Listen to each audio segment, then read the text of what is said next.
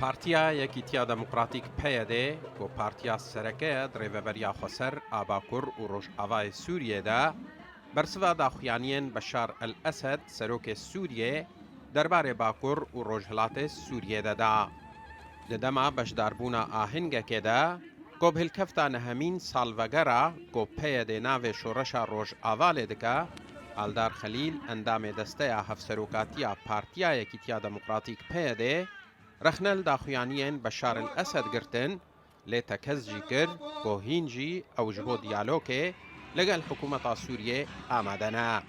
بصراحة كنا ننتظر من الرئيس الأسد أن يدلي بمواقف بەڕاستی مە چاوەڕێ دەکرد ji سەرۆک ئەسەد ku هەند هەڵوێستان ڕاگەهێنە ku پرسکرک و مژاران چارەسەر بکە و هەوڵ بدە ku gelê Sûriyê bi hemû pêkhateyên wî li hev bicivin ji bo vedîtina çareseriyekê ji bo krîza Sûriyê bi şêweyekî giştî. Lê mixabin wî behsa çareseriyê nekir, belku gotara wî tund bû.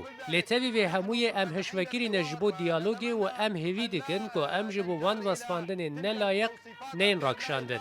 Berûva jî vê yekê bi temamî tişta herî giring ev e ku siberoja Sûriye û siberoja gelê Sûriyê girêdayî ciddiyeta nêzîkbûna ji çareseriyê ye. Ji rastiya ku heye. Lewma çareseriya herî baş ku pişt pê were girêdan ev e ku li şûna daxuyaniyên tund em berê xwe bidin diyalog û danûstandinê û em li ser projeyeke demokratîk li hev bikin ku yekîtiya Sûriye biparêze û rastiya heye biparêze ku Sûriye rastî dabeşbûnê neyê.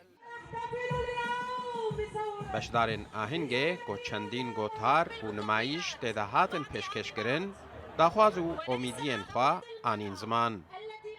Em dixwazin wekî gelê Kurd em bigînin bafê xwe rewa di hundirê cîhanê da ew wek gelê Kurdê guxwas hetin li Sûriyeyê jiyan dikin nêzî 4 milyon însan em vê mafin.